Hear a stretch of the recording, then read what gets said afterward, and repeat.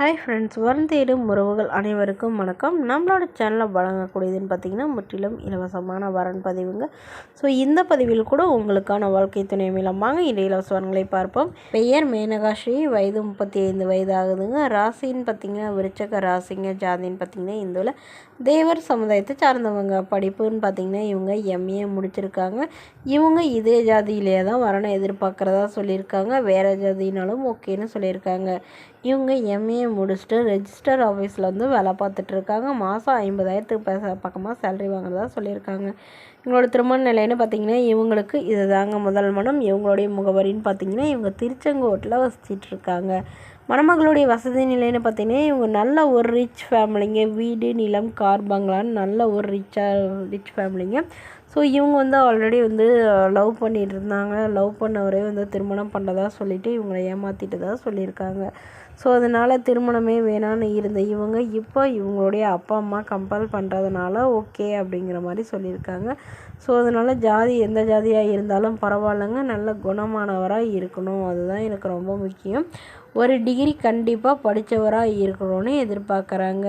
மணமகளுடைய எதிர்பார்ப்புன்னு பார்த்திங்கன்னா வரக்கூடியவர் ஓரளவு நடுத்தர குடும்பத்தை சார்ந்தவராக இருக்கணும், ஒரு சொந்த வீடு மட்டுமாவது இருக்கணும்னு சொல்லியிருக்காங்க. மணமகளுடைய அப்பா தன்னுடைய பொண்ணுக்கு ஒரு 35 சவரன் நகை போடுறதாகவும் அதெல்லாம் சீர்திருத்தலாம் ஓரளவு செய்வேன்னு சொல்லியிருக்காங்க. ஸோ இந்த மணமகளை உங்களுக்கு பிடிச்சிருந்தா கீழே உள்ள வாட்ஸ்அப் நம்பரை தொடர்பு கொள்ளவும். அடுத்த வரன் பேர் பார்த்திங்கன்னா பிரியா, வயது 43 வயது ஆகுதுங்க. ராசி மீன ராசிங்க. ஜாதின்னு பார்த்திங்கன்னா இந்துவில் தேவர் சமுதாயத்தை சார்ந்தவங்க. படிப்பு இவங்க பிஎஸ்சி நர்சிங் முடிச்சிருக்காங்க. இவங்க கவர்மெண்ட் ஹாஸ்பிட்டலில் வந்து நர்ஸாக வேலை பார்த்துட்ருக்காங்க. உங்களோட திருமண நிலைன்னு பார்த்திங்கன்னா இவங்களுக்கு செகண்ட் மேரேஜ் தாங்க.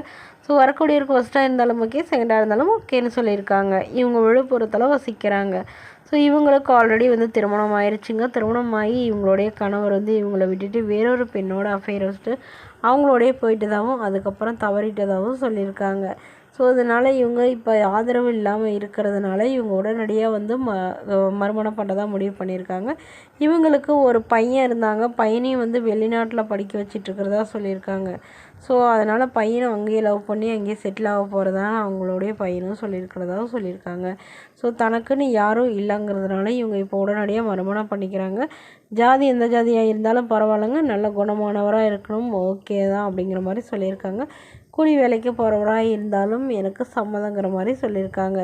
மேலும் இந்த மணமகள் வந்து தன்னோட ஃபோட்டோ கொஞ்சம் மறைச்சி போடுங்க, நேரில் வந்து கேட்குறப்ப ஃபோட்டோ கொடுத்துருங்கன்னு சொல்லியிருக்காங்க.